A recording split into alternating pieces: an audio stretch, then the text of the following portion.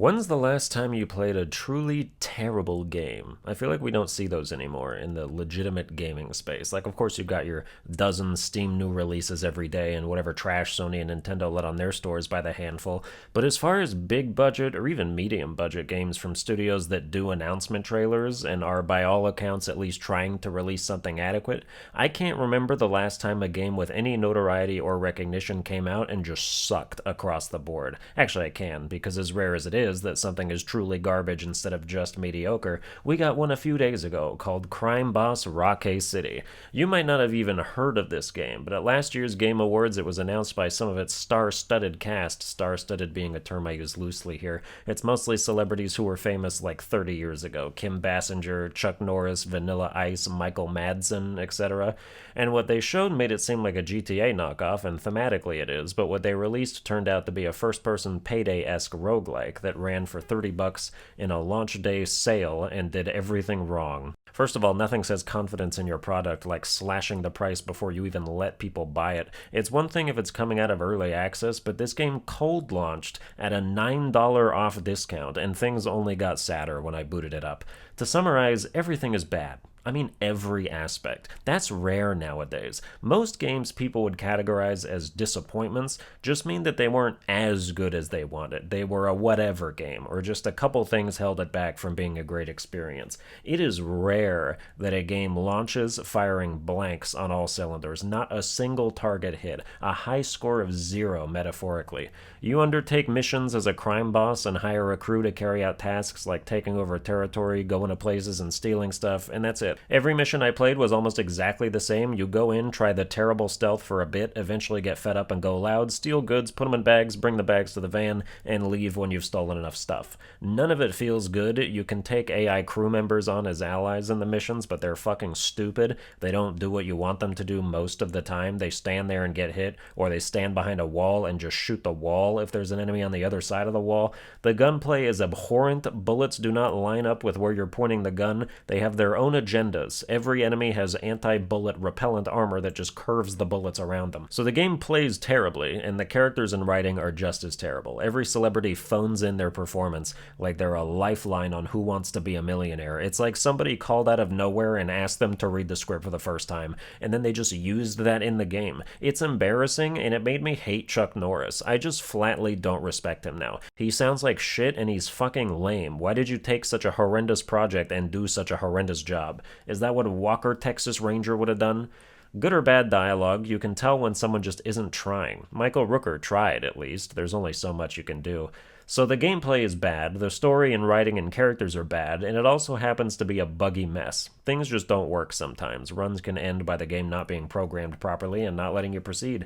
So not only is everything bad, but it's glitchy and bad. That's a big fucking goose egg of a game right there. A game that shared the Game Awards stage with announcements like Hades 2 and the next game from the people who made Celeste. So it's kind of crazy because it's extremely uncommon for a game that had eyeballs on it to be that bad across the board. Saints Row is another recent example, but Saints Row is better than Crime Boss Rocky City by a decent margin. The only other semi-recent game I can think of that almost reached this level of gaming depravity is Balan Wonderworld back in 2021, but even a game as dogshit to play as that was could at least brag about some of its gorgeous cutscenes. It was terrible, but it functioned as intended and it looked good. Crime Boss Rocky City has no positive attributes other than being fun to laugh at, and I would go out on a limb saying that this game is the worst mildly pedigreed game that's released in the last decade. We mostly just get mediocre games nowadays, as opposed to worthless ones, which is probably a sign of progress, because the skill floor for game development has been raised thanks to new technology and the warnings of history. You can look back years or decades and be like, oh, that game was awful, how do we make sure our game doesn't turn out like that? Or you can look at a long line of amazing games and be like, damn, let's figure out how they program those masterpieces and follow some of those cues. Games just aren't bad anymore. They might be for different types of people. They might not mesh with your gamer identity at all, but generally they're appealing to somebody and not for ironic reasons. So it's kind of nice to see just a terrible game again, like a breath of fresh air, except instead of fresh air, it's a fart wafting through an otherwise pleasant-smelling industry, which can still be kind of neat because at least it's different. I'd like to revisit my stance on clones, unaffiliated games that clearly copy a blueprint of a specific game that came before, and by revisit, I mean reiterate that oftentimes the clones are better than the source material, because I keep playing examples of that happening.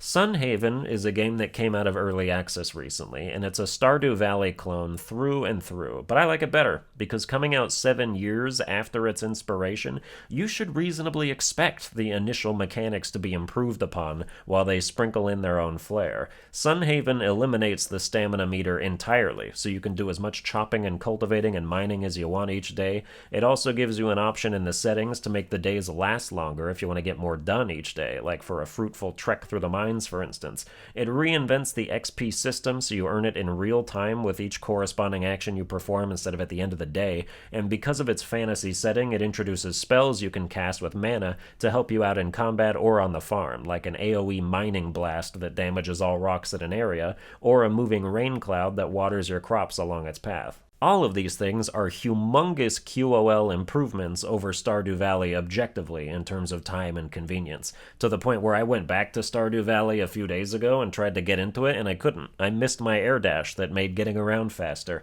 I missed the days not being over in 2 seconds. I missed mowing down monsters with fireballs and repeating crossbows. Some of it's, of course, just going to boil down to preference and aesthetic for some people. I know not everyone wants to be an elf or a demon in a farming sim, but playing Sunhaven just made me want to step up to the plate and score a run for the clone team by reminding people that sometimes altering and expanding an existing blueprint makes it better. Here's a quick list of clones that still kick ass. Immortals Phoenix Rising is a Breath of the Wild clone with better puzzles, traversal, and RPG mechanics. Neo, Wolong Fallen Dynasty, and Star Wars Jedi Fallen Order, plus the sequel coming out this month, are Souls game clones that fit the genre of Souls-like bred by the Dark Souls franchise, but bring their own stuff to it to be extremely enjoyable in different ways. The Outer Worlds is almost literally a Fallout game, and it kind of doesn't count as a clone because it was made by the people who did Fallout New Vegas, but I'll let it slide. It's a good game. I've heard people call Marvel Snap a Hearthstone clone. I haven't played Hearthstone, but Marvel Snap is really simple and fast-paced and fun, so if it's a clone, it's a good one.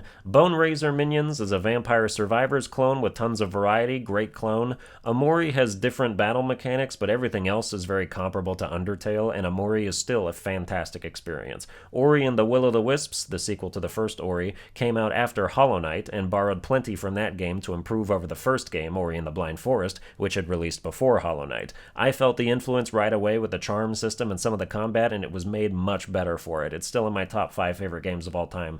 Pummel Party is an indie Mario Party clone with better mini-games that can be played on PC. Ember Knights is a decent Hades clone if you're looking for something like Hades while we all wait for Hades 2.